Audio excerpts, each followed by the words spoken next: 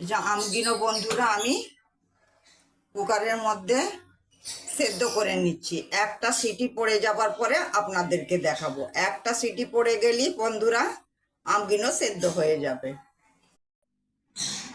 এই যে আমটা সেদ্ধ হয়ে গিয়েছে বন্ধুরা, কত সুন্দর সেদ্ধ হয়ে গিয়েছে।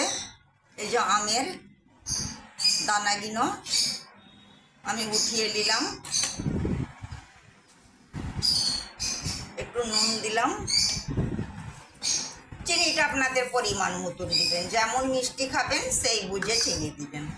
এবার হাতের সাহায্যে মেখে নেবেন।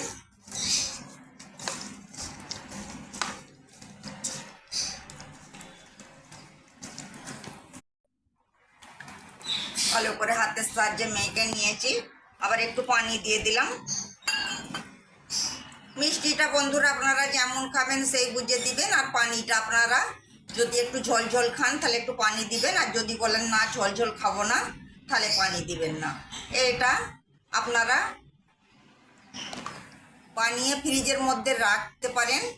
ফ্রিজের মধ্যে রেখে রেখে খেলে 15-20 দিন রেখে রেখে খেতে পারবেন। কিচ্ছু হবে না,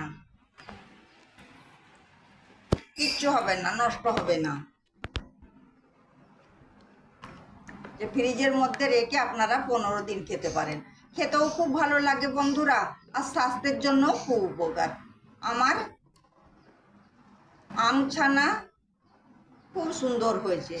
এটা আপনারা বিকালের টাইমে বসেও খেতে পারেন, কিংবা ভাত রুটি দিয়েও খেতে পারেন।